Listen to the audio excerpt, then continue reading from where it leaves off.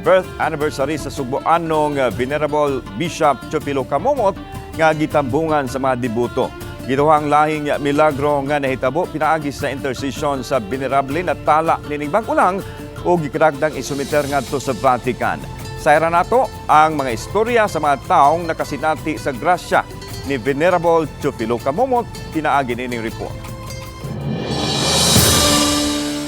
Gipangunahan ni Cebu Archbishop si Palma uban ang mga obispo ug kaparian ang Misa Pontifical sa ika-110 nga birth anniversary ni Venerable Teofilo Camomot gahapon sa hapon. Kining paghimaya sa Dios ug pagpasalamat sa gasa usa ka venerable taga-Karkar nga atong giampo ko gitugot sa Ginoo maabot ang adlaw nga atong daygon sa altar sa Dios. Amen. Samtang padayon ang pagdagsa sa mga deboto sa Domos Teofilo, diin gipahiluna ang lawas ni Venerable Teofilo Camomot. Lakip kining grupo sa mga teacher board pastors gikan pa sa Negros Oriental nga mihapit alang sa ilang pasalamat nga nakapasar sila sa board exam tungod sa pag-ampo ug pagpangama sa talahurong sugpuanon. So we would like to thank Venerable Camomot for granting our wish to pass the board exam. Gidungog jud ang among pag-ampo nga just for first take pasar jud me, and we are truly thankful. That's why we're here. For my faith, especially for the Venerable Teofilo Camomot, who really answered my prayer, and with God and all the saints nga kong nailhan. Si Kenter Sato, duha ka dekada ng volunteer sa pagserbisyo sa ngalan ni Venerable Teofilo. Miasoy siyang nasinati nga milagro, dihang nagkinahanglan siya og kwarta. Ihapa siya sa lubnganan sa talahurong obispo, unya adunay gitunol kaniya nga sobre og siyang pagtan-aw sa salapi adunay sulod ini. Apan sa kahibulungan alang kaniya kay wa siya nakitang tao sa iyang paglingi. Ang gingolngol nga sakit sa iyang tiil tungod sa polio nahana usab mao hinungdan nga dadasig siya sa pag-alagad sa simbahan ug sa Domos Teofilo. Nakapa ko siyang tom, nakadawat ko og sobre nga plane. So 10,000. 10,000? Oo, 10,000.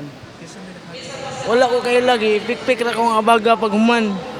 Nakapa ko sa iyang tom hapon to. Nga nagikap ko sa iyang tom na ibrag purmang laway gani. Akong gipahit sa kong tiil.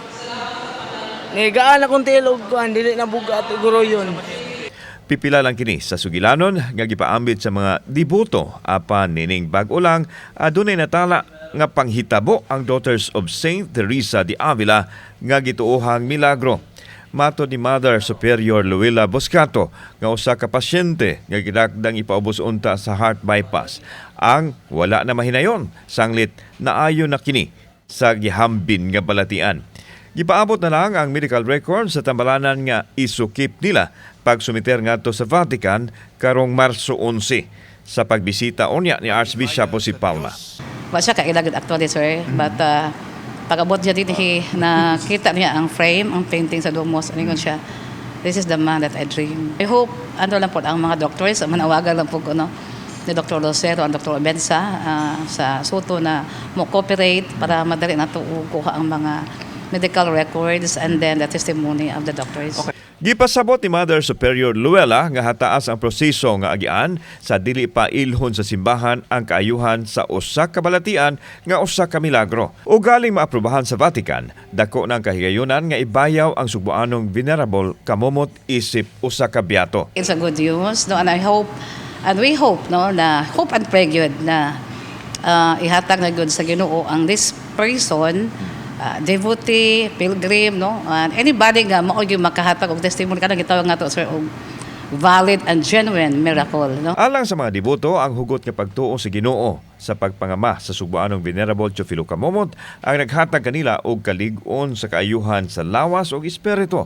Sa higayon nga mabayaw na ang balaang obispo pagkabiyato, lain na usab nga milagro ang gikinahanglan aron mabayaw na si Camomot sa altar sa kadungganan sa pagkasantos. Og nining higayuna, mamahimo na siyang masangpit og kapangayuan og tabang sa katawhan sa tibuok kalibutan pinaagi sa pangaliya nga iampo mo kami. Kauban si Clover Lumayag, ako si Alan Domingo. Og kini ang among short dokyo.